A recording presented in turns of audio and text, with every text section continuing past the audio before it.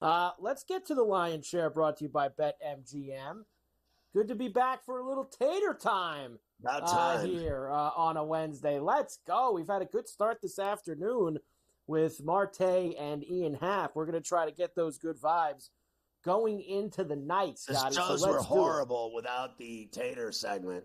I noticed we did all kinds of futures and odds and this and that, and it was literally terrible. I was throwing noodles against the fridge to see if they would stick. Like I threw the Chapman Fitzgerald double out, and yesterday when Joe Ranieri was doing the baseball plays, I was throwing out guys that would hit home runs. But it's just not the same without your taters. It's just fail. Monday, Tuesday, swing and miss. We're down 0-2. Gotta have tater time, and let's do it tonight. We got a lot of good opportunities, and we will start in Toronto with the Orioles and the Blue Jays, Scotty. And who are we going after tonight? How about the immortal Bowden Francis?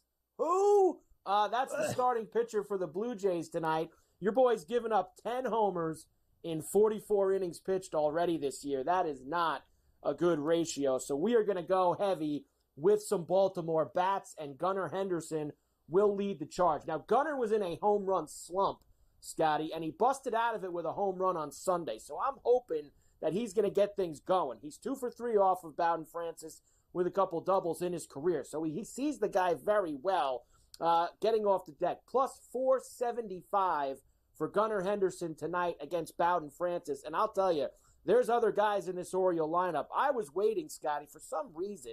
They did not have a price on Mountcastle. Mountcastle is 4 for 5 with 2 homers off of Bowden Francis in his career. Now, they have not put a number up yet for Ryan Mountcastle, but they just put the lineup up, and he's in it. So look for the number on him. Maybe by the time we leave coast to coast, I'll have it. But we're going to go Mountcastle, too, because he destroys him. What about Santander? I mean, he's another lefty bat. He's 2 for 6 off him, and he hits more homers from the left side, which is where he'll be tonight. So I think this is a night where the Orioles can get the big stick out against Bowden Francis and the Blue Jays in Toronto. Right. Next, we go to Coors Field. Mets are in town. They were quiet last night, Scotty. I'm hoping that Ryan Feltner can wake up their bats tonight, especially the polar bear, Pete Alonso. Now, this jumped out at me when I saw this morning, Scotty. You're giving me Alonso at plus 425 in Coors Field. That seems too easy for me. I expected it to be in the high 2s, low 3s. Plus 425, he's 3 for 5 with a homer off of Feltner in his career. Feltner's allowed 17 homers this year. Of course, that helps he plays in Coors. Give me the polar bear at plus 425. Listen, I like the polar bear. I like J.D. Martinez. I like Lindor. I like Nimmo. I like where they're playing. The thin air at Coors. The balls fly out of there. So I expect the Mets to rake. Back to business tonight for the Mets with the long ball. I love Alonso. Back to business indeed. Next, let's go to Los Angeles, where last night we saw Kyle Schwarber, of course, hit on that long home run off the foul pole. Well, tonight, Scotty, we're going to the other guy on Philadelphia. Harper, similar situation as Gunnar Henderson, was in a very big slide, not a lot of homers, not a lot of hits. He busted out with a homer on Sunday in Seattle. He's picked up a couple hits the last few nights in L.A. against the Dodgers. And I think we got a good matchup here with Stone. He's 2 for 3 off of him in his career, so he sees him well too. Plus 425 for Bryce Harper tonight under the lights in L.A. Yeah, I like Harper. I like Schwarber again.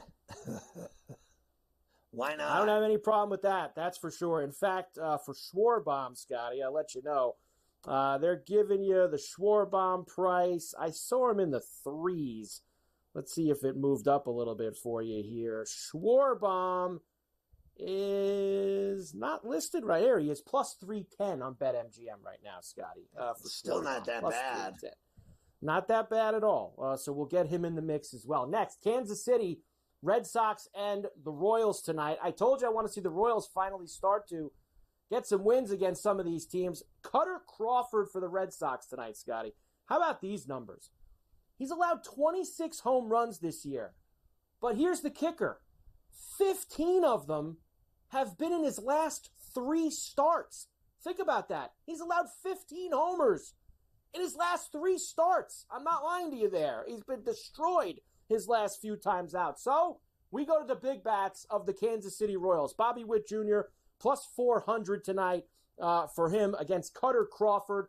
You want to throw Vinny P in there, Salvi Perez. Let's get the big bats for the Royals against Cutter Crawford. I like all 3 of those against this guy, and he's just feeding people like, meat pies. So let's go with all 3 of the bigs.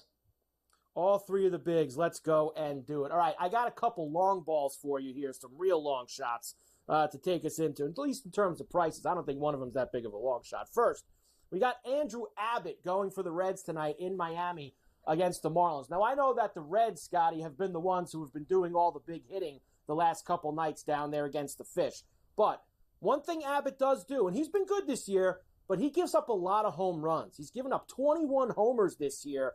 Jesus Sanchez, the cleanup hitter for the Marlins. He hits bombs, Scott. He's got 13 this year. He's got 1 in the last week, and it's plus 775. He hits him against lefties, which is what Abbott is. I love this price for Sanchez. I've seen him at other places in the 4s, plus 775 for him at BetMGM.